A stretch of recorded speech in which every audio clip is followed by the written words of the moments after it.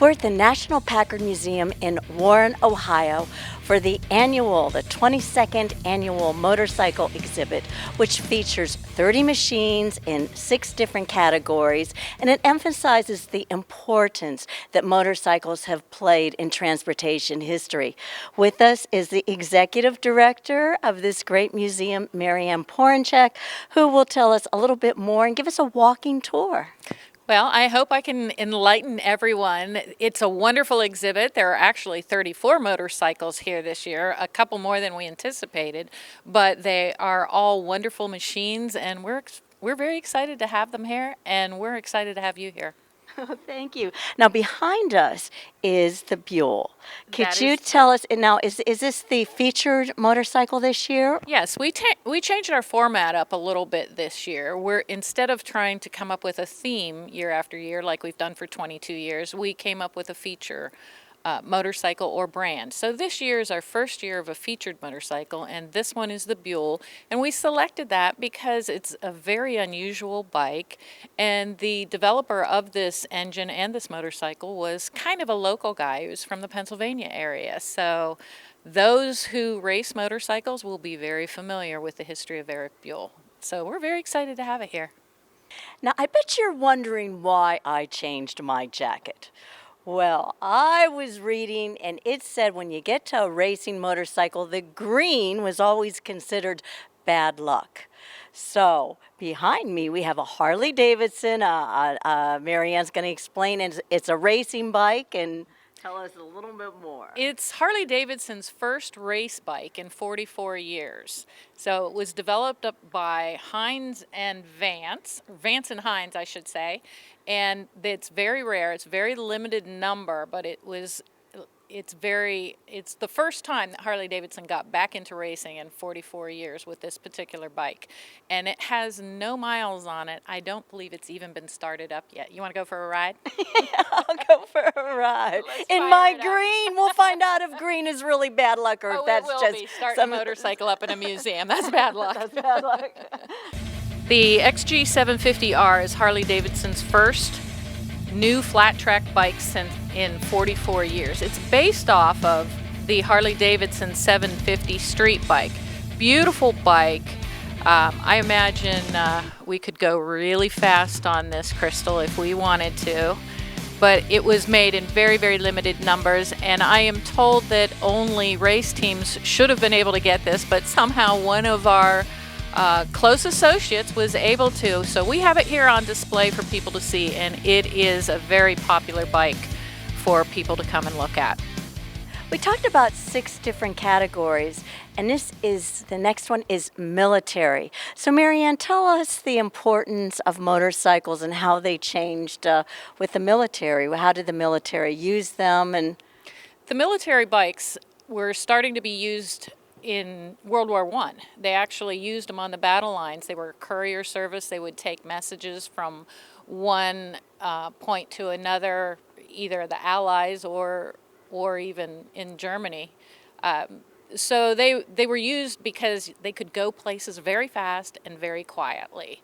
So that was kind of the start of it. They actually had one that they would drop from airplanes, and the guys would put it together on the ground and get to where they needed to be without having the noise of a Jeep or something like that.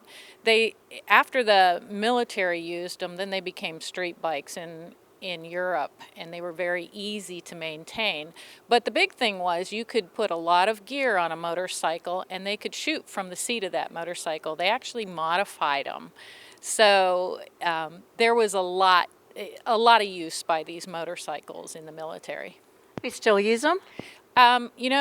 I don't know because I'm not military personnel. We're doing drones now. Yeah, we're doing drones now. They probably do. I would say bet they do, especially on bases and in foreign countries. They probably do. I don't know about our U.S. military. We'd have to ask a guy about that. Well, you know what? I can tell you from being in Morocco and being in a lot of places over in Europe, the motorcycle is a way of transportation. Yeah, especially in Italy. I mean, the streets are so narrow when we visited there. I'm not sure how you'd get a full-size car, especially a Packard, through those narrow streets, but those motorcycles are everywhere, and they're very popular. The other thing is it's an economics thing. If you had more than 3 wheels, it was a different taxing on the motorized vehicle. So motorcycles could be taxed at a way cheaper rate than a full-size vehicle. Well, let's look at these military motorcycles. This bike is a 1961 Matchless G3. It's a single-cylinder 350cc motorcycle. There were also a 500cc model known as the G80. Both bikes are on the same frame with the same running gear. It got mildly tuned for use in the military in England and other countries, and it was originally owned by the Dutch military. It was imported to the United States in the early 80s by Dalmy Racer of Cincinnati. It's in good working order, and the owner tells me it's a very fun ride. This is a 1943 Indian Military 741. Indian produced 4 different models for the military. The Scout and the 340 Chief, which were produced in lower numbers, were also available. The 741 was the smallest of the V-twins that Indian ever made at 30.5 cubic inches or 500 cc. They produced more than 30,000 units of the 741 for the military. But you can see all the saddlebags and the gear and the equipment. It's not set up for a machine gun, but it could be very easily. So this little motorcycle is the Honda Trail 70. It's not really a unique bike other than it is intact. Anybody that rides motorcycles probably started out on a little Honda like this. Lots of fun to ride. It can go on pavement and it can go off-roading. I know a lot of people, myself included, had a ride on one of these in my teens. So if you started riding on a little scooter like this, then you're going to enjoy this one. And then what category is this now? Oh, this is the on-off-road dual sport motorcycle category. So these are versatile bikes all through here. They can go on the road, they can go off the road. You can use them for dirt bike riding or street riding. It was a way to get into motorcycling and have it all, basically. So if you wanted to go hill climbing on a weekend or trail riding, you could do that with one of these. And if you just wanted to take a ride down the highway on it, you could also do it. So it's not restricted to one type of riding.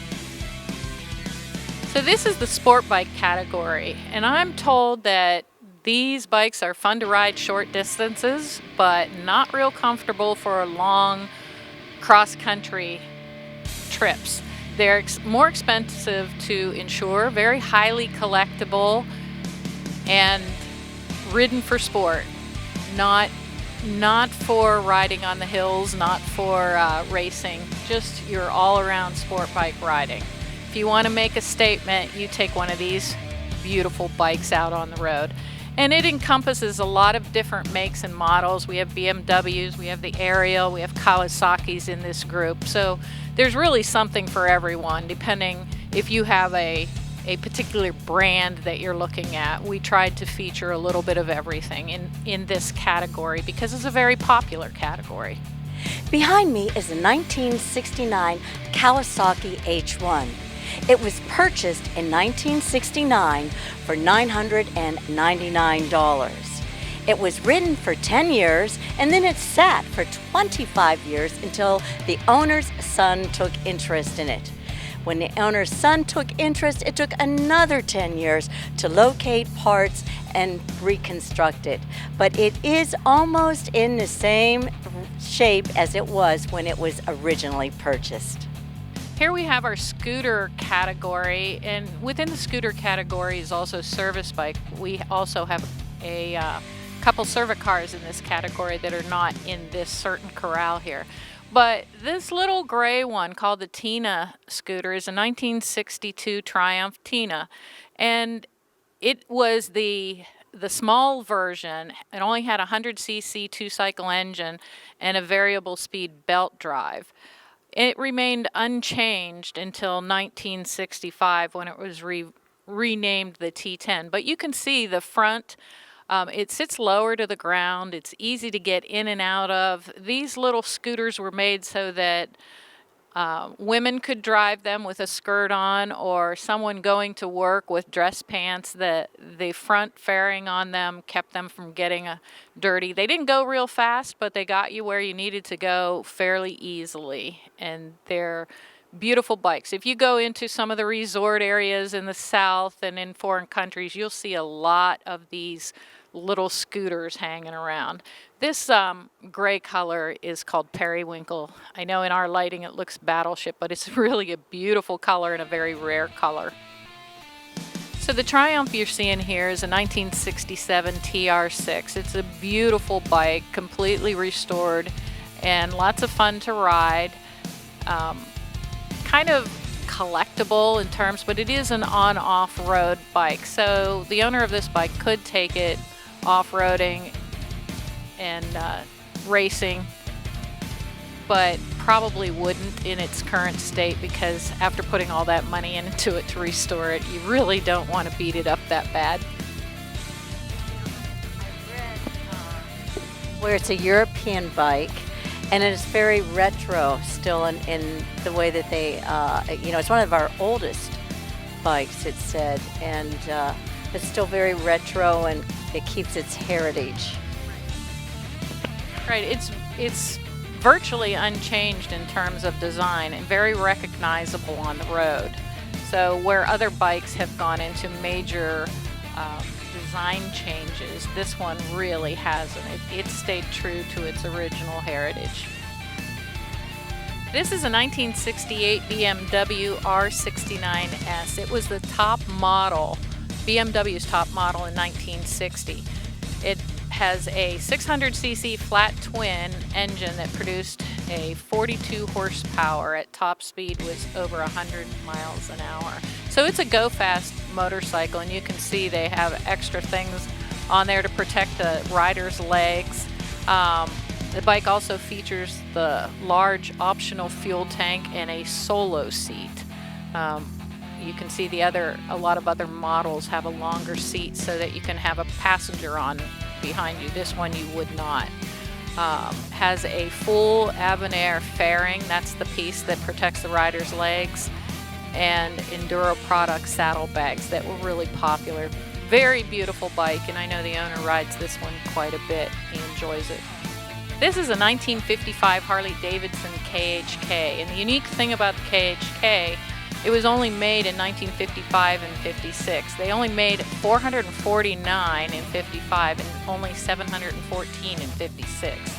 And according to Harley-Davidson's ad, it's a special model. It's not produced through normal channels. So basically what they're saying is this particular model was produced in their race department. That's why they made so few of them. And they're very limited. The statement suggests the KHK is a race bike. It's rated at 30 horsepower. The standard K model was rated at 30 horsepower. The KHK is 52 horsepower, and it competes with the British models. So this is a nice Harley-Davidson bike. And it's yellow like your jacket. Now we're moving on to our veteran bikes. The first bike here, the Yale, is a 1910.5 Yale. It was a California motor company built the first motorbike in San Francisco in 1896. The machine took its inspiration directly from the engine and mechanics of a French-made Didion Bouton. So this particular Yale, because it's a 1910.5, because halfway through the year, when they introduced in 1909 they introduced a single model. In 1910 the twins were added. So this is a twin, or this is a single cylinder, but twins were added later that year. So they split it up. It's a little confusing, but those people who enjoy these very old vintage bikes, as you can see, it is a bicycle with a chain and motor on it. So early motorcycles. And most of these bikes you see in this little collection they're called bump and drive, which basically means you had to run them and jump on them to start the engine. There was no electronic ignition on these bikes at all. So you had to be pretty good at running and jumping on a bike. The one on top here is an original Thor. You can barely see on the fuel tank there the word Thor. It's a 1909 Thor V-twin. It was made by the Aurora Automatic Machinery Company, which started in 1886. Very unique bike, very few of them still in existence, and you rarely see them out and about. Okay, this is a 1913 NSU TT Special. This bike was restored using just an engine and a few photographs, and the owner made it to look like the original TT models that would have raced in the Isle of Man. And that little three-legged insignia is the insignia that's used in the Isle of Man races. And NSU placed 4th and 7th in the 1913 Isle of Man races. So pretty cool bike. And it really speaks loudly to the ingenuity and creativity of the owners of some of these bikes, that they are able to take photographs and recreate a bike from just having an engine. This is a 1915 Astra Omega Model 400cc. It's the earliest known Astra Omega V-twin in existence. Now, I'm sure that somebody out there probably has another one, but it's the only one that we've been able to locate. It was manufactured near Vienna, Austria. It was found in Union City, Pennsylvania, in the back of an old motorcycle shop. It is completely original, and it has a 400cc engine with inlet over exhaust valves, a 2-speed V-belt drive. So you can see that this, again, is a bicycle with a motor built. And look at all the copper tubing they used to create this motorcycle. It's just absolutely amazing. Again, a bump and ride kind of bike. But this one does have 2 seats on it, although I'm not sure I would want to be the guy that sits in that back seat. Does not look comfortable. This category has quite a few bikes in it because there's a wide variety of racing that you can do on a motorcycle. It includes motocross, flat track, enduro, hill climb, scrambles, the road race, the drag racing, the time trials, ice racing. You know, it's endless. If 2 motorcycles are together, you can pretty much create a race. That's where the old statement of racing began, when they made the second motorcycle. So these bikes are modified based on what type of racing they were going to be used for. And a lot of times these bikes are sponsored by the factory. For instance, Harley-Davidson had a race team, and Yamaha had a race team.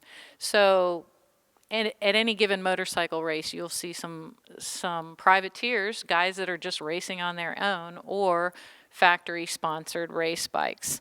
The first one here is a 1950 Horex 350 Renault machine. This is it was built for the German national road races. The motor is a 1933 Columbus bottom end with a 1950 single port big valve top end, a special made duplex frame, and the transmission's a 4-speed from a Manx Norton. This machine was built by the famous mechanic Friedel Munch, who later built the Munch Mammoth for 4-cylinder machines. 2 machines were built for the 1950 season. The other was lost in the fire. This is the actual bike that was ridden by Friedel, shown in the 1950 German 350cc class road races. So it has a pretty solid history and provenance here on display. This is a 1978 Harley-Davidson MX250. Between 1961 and 63, Harley-Davidson purchased part of the Italian Aramaki firm to build economically priced 2-stroke motorcycles. In 1978, Harley-Davidson produced around 900 of these bikes to take on the motocross world, forcing dealers to sell the MX250 at $1,695. The MX250 only lasted 1 year, leaving dealers with unsold motorcycles on the showroom floor. Usually they were raffled off by the dealer to make them go away. So not really good. Didn't go over well, let's put it that way. Not a real good one. The next bike down here is a Rokon, very interesting bike, not one that you hear about very often. This is a 1974 Rokon Cobra. Cobra number 54 was discovered in a local collection that the owner would not separate originally. Several years later, it became available, and the current owner took some time and was able to restore it using a lot of parts from Cobra number 44. It was customized into a King Cobra by the Moto Armory. The number 44 parts made this bike possible. It's fully operational and restored. So this is a bike that you see at the races, but you usually don't see on the road. It's done well at the races from what I understand. They don't make a lot of them, as you can see by numbering them. 54 and 44. I'm not sure how high they went that year, but I would guess not very high. They were made specifically for racing. These two bikes are still part of the race collection. This one is a 1961 Husqvarna 31 Sport. Husqvarna began manufacturing motorcycles in 1903 in Husqvarna, Sweden. Before World War II, most of them were single and V-twin road models with only a few road racing bikes. They're known for being very high quality, and after the war, the off-road market grew, so Husqvarna became the popular choice. They won several world champions in motocross and enduro events. The Model 31 sports a 118cc two-stroke with a 3-speed transmission. The sport model used a high-level exhaust and had a dual seat that the standard model didn't have. It's used for general transportation, but they were never officially imported into the United States. This is a 1974 Husqvarna 250 WR. It features the chrome moly frame wide ratio transmission, alloy wheels, and spark arrestor muffler. This bike's a very high quality off-road and scramble machine with a lighting set, and many competed in the ISDT races. So this is a bike that you would definitely see in the racing arena. Sandwiched in between those two Packard Clipper cars is the Harley-Davidson Cervicar. The 1951 Harley-Davidson G Cervicar was designed during the Great Depression when Harley-Davidson was desperate to expand its product base to boost sales. It was marketed to automobile dealers and service stations. The Cervicar was used to retrieve automobiles for service and then to return them to their owners after repairs were completed. Minor repair tools and parts were carried in the Cervicar's rear box. The Cervicar was also popular as a utility vehicle for small businesses and mobile vendors. They were particularly popular with police departments, some of which still used Cervicars into the 1990s. 3 years after spotting this motorcycle while helping friends with a panhand, the current owner bought it. It took 10 years to collect the needed parts and 2 years working on it part-time to restore it. And after you view all the motorcycles, you are in the home of the Packard. So view all of these vintage cars.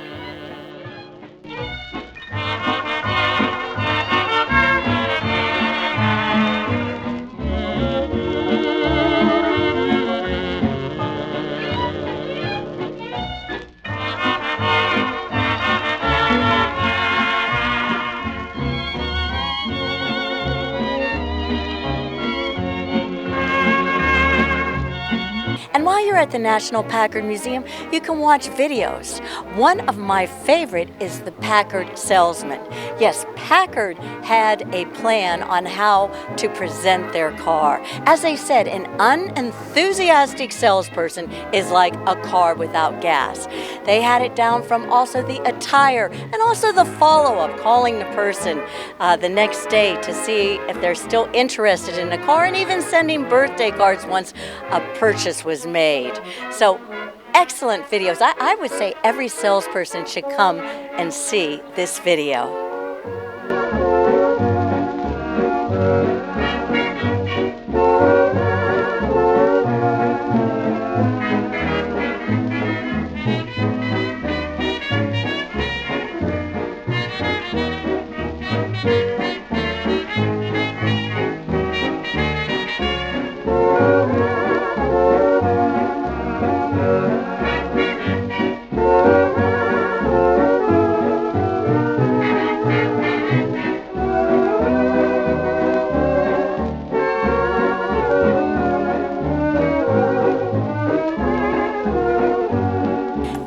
but not least, you can view the artwork of Artist Guy Shively, all here at the National Packard Museum in Warren, Ohio.